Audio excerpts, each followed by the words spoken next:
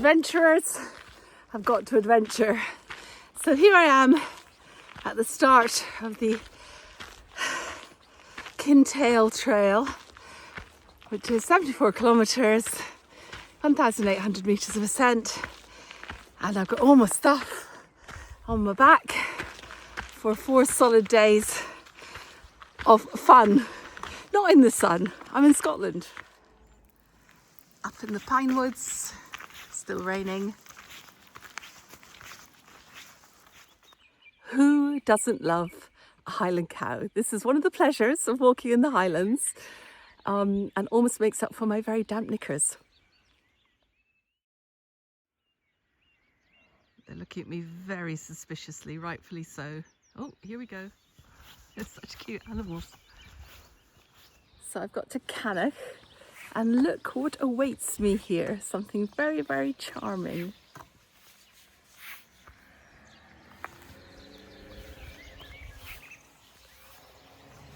And the little sign says, after my winter break, it's good to be back. I've started a new collection. If you'd like to add to my collection of teapots, please do so. The Teapot Fairy. Isn't that fun? I even found a gold camel.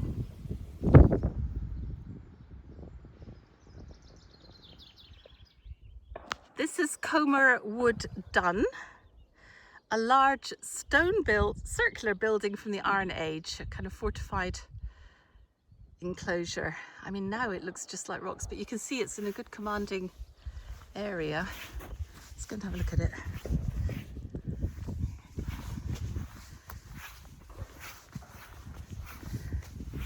Well, it's obviously a structure.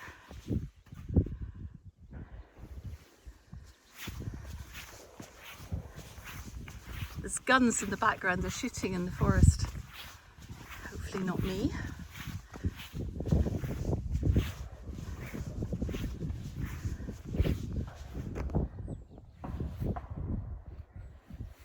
Worth it for the skies. In the Iron Age, having to hunt your deer and your rabbit and your grouse, I don't think much would grow in this land. It's so peaty and boggy, it's just heather and furze. And living here, looking down over the glen, it must have been a really, really tough life. At least they have firewood, but still, such pretty woodland. All the wildflowers out.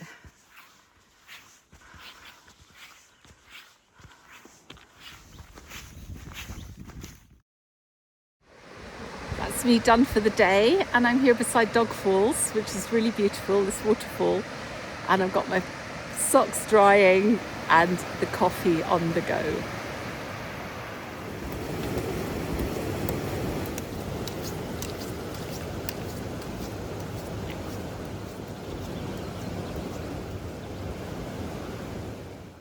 Here is a very interesting woman I have met on the trail, who I've got chatting to. Right, who are you? My name's Sophie Angard and I'm a wildlife photographer and filmmaker from Cornwall. And tell me what you're doing right now. I'm currently exploring Scotland for 4 weeks in the hopes of making some short movies and some photos that represent my trip and just inspire people to get out and enjoy the wildlife and nature even more. And I know you've had some really big successes recently. Yes. Go on, boast. I recently was highly commended in the BBC Wildlife Photography Awards for a picture of a summer snowflake that was lit up with ultraviolet light, and that is how birds, bees, butterflies and everything else see the world. So it was an experimentation into the hidden worlds that we have within our own. Wow, and if we want to have a look at your stuff, where do we go? So on Instagram it's Sophie Angard, on YouTube it's Sophie Angard, that's SOPHIEANGOOD. Should we keep walking? Yes. Mist's clearing a bit, so I thought it was worth giving the views another try. And they're very, very pretty above the little loch here. The struggle is real. Been going for about 2 hours and I just need a little break, so I'm sitting here. Can you hear the cuckoo? Here I am at the Loch Affric car park, taking advantage of one of their picnic tables to have my lunch. Midges abound, so my three-day-old salami and cheese sandwich, never tasted so good by the way, has to be eaten kind of underneath. I've got a cup of coffee and I'm trying to dry my tent out a little bit. But you know, it may not be everybody's idea of fun, but actually it's mine. I don't know why. This is the Affric River, and that's where I'm heading, over towards those mountains. And this woodland on either side is amongst the biggest, oldest woodland in Britain, because it's all natural. It hasn't been planted by humans, and it dates back 100,000 years.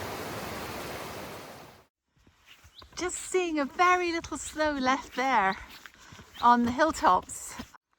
The scenery is starting to really open up now, which I much prefer. I'm out of the kind of densely planted plantations of the Forestry Commission. Just beginning to rain, but the cloudscape is magnificent. Whenever I do these walks, I get property envy, and part of me is thinking, I could live there. I could live in that little cottage. I don't know if I'm just getting less and less fit, or if it's always this hard and I forget, but I'm on day 2.5, half a day and then 2 full days along the Affric Trail, and yeah, tiring, honestly tiring, but look at my setup. So this is where I've chosen to camp for the night. I went down to the little bridge past the crossroads down to the river where it flows to get water. That's my direction of travel tomorrow. But I found a bit of a space here. The only thing I had to get rid of was all the goose shit. So I've been getting rid of that, and I'm going to cook outside because, believe it or not, there are no midges. This feels like my reward for today. It really does, especially at the end when I was kind of tired, but I kept going. So what I eat on something like this, because I've got 4 days, I've got to carry it all, is these adventure foods, and I've tried different brands. The purge of strawberries is pretty good. The strawberries are delish. I had one fire pot the other night, and unfortunately, and also one of these real termat, and both of them, they were both vegetarians, had some soya in them and some dal, some chickpeas, which did not completely rehydrate. So let's see what this one's like tonight. So this is beef and potato, and actually, honestly, it's really good. Beef hasn't 100% rehydrated, but the potato's yummy. And honestly, when this is your view, who cares if we're not 100% rehydrated? It's really good. It's beef and potato, and it tastes good, and I'm drinking it with a rooibos tea, and life is sweet. Look at that view. Moving out into the wild country now.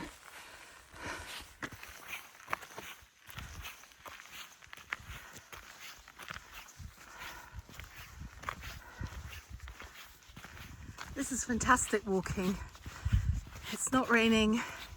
There's no one else here. It's so green and lush, easy to follow path. Wonderful. The sound of the Scottish Highlands. It started raining, but it's that kind of light drizzle where you have to think, will I put my jacket on and get sweaty, or will I leave it off? But I think it's heavy enough that I'll put it on. In the past, this area used to be much more densely populated, and you'll see ruins like this, little croft houses all along the route. Definitely not worth it. 6 minutes later, I've had to take it off again, and the sun is even trying to come out. I'm approaching the most remote youth hostel in Scotland, and that's saying something. This is very bad news indeed. I'm not here at the right time, and I was kind of relying on maybe getting a bit of food, and also because I haven't got enough really, and recharging my stuff, but never mind. It'll be all right. It'll be all right is what I say to myself when I'm not sure that it will be, but I have no choice. I snuck into one of the dorms just to have a look, even though no one's around. And very nice, I have to say. Very comfy looking. And look, they even supply earplugs. Good advice when you're in Scotland. There's a very happy ending to my hostel story. The lady who's in charge there actually let me in, even though it was shut, and sold me some chocolate and crisps and a Coke, and told me about a very interesting project she's doing, a sound project. Stories, poems, and songs from people who passed through. So she listened to one of mine, and it was really kind of her because it's her time off. And now, of course, it's raining, but I don't care because I'm full of sugar and salt and fat. Hurrah! This is the Camben Bothy, and that's the famous toilet with one of the best views in the Highlands. And bothies are operated, this one by the Mountain Bothies Association, and they're places where you can just come and stay and shelter if you're walking or biking or fishing or doing anything like that, and they're free.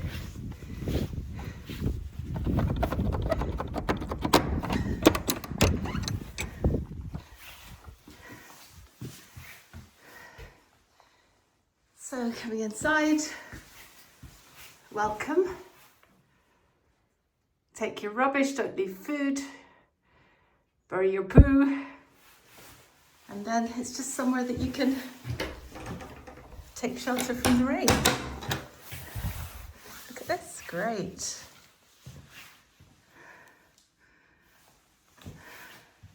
Believe it or not, this is the first bothy I've ever been in.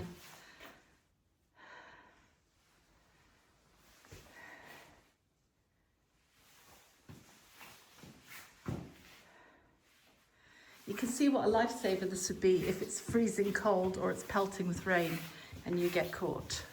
Just having a sit down. Archie, who sold me my fantastic Mindel boots, which are doing brilliantly in Tizos, helps maintain these for free as a volunteer. Of course, I had to come down and check out the famous toilet.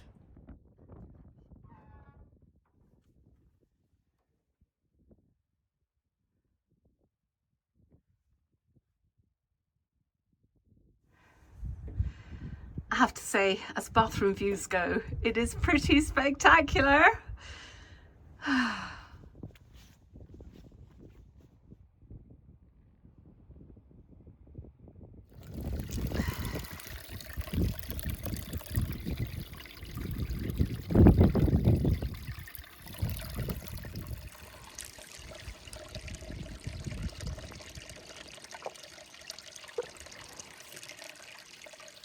Fantastic. This is where I'm stopping for the night, and look, I can actually see the rain in the next glen. My final pitch, and actually I'm feeling really happy. I know it's a bit squiff, but right near a stream, most fantastic location, and no midgies.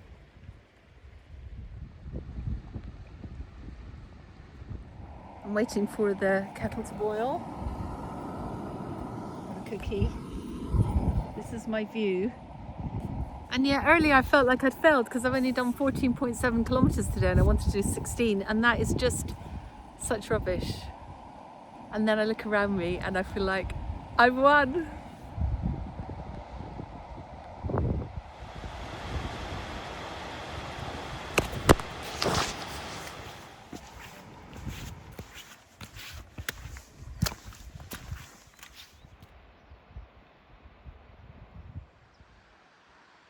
A ruined crofter's house.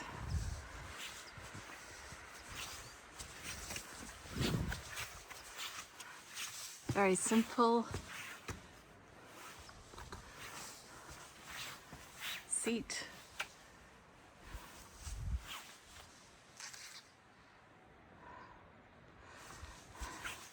Got the views, but life must have been tough. The first sheep I've actually seen, and the wee lambs. Hello, Mama. Hello, baby. Hello, Mama. water's so clear. I'm out of the glen and onto the final stretch, which is again through the woodland with loads of flowers and birds. Final thoughts, fantastic walk, beautiful, great views, easy to navigate, take more food and waterproofs. Highly recommended.